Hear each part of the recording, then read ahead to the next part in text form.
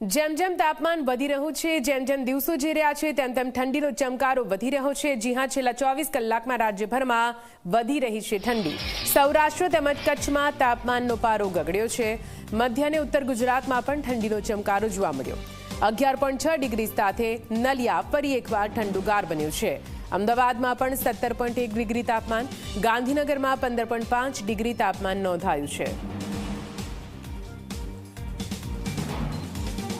તો આપને જણાવી દઈએ, ઠંડીનો ચમકારો વધી રહ્યો છે અને તેમાં ખાસ કરીને ઉત્તર ગુજરાતમાં ઠંડી વધારે છે। ઉત્તર ગુજરાતથી મધ્ય ગુજરાત તરફ ઠંડા પવનો ફૂંકાઈ રહ્યા છે, તેના કારણે તેની અસર મધ્ય ગુજરાતમાં પણ જોવા મળી રહી છે।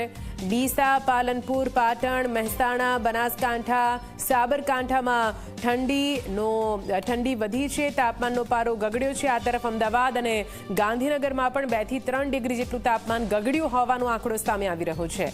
હવામાન વિભાગ દ્વારા પણ આગાહી કરવામાં આવી હતી કે આ 7 દિવસ સૂકું શુષ્ક વાતાવરણ રહેશે અને ઠંડીમાં પણ વધારો થશે। તે જ રીતે ઠંડી પણ વધી રહી છે।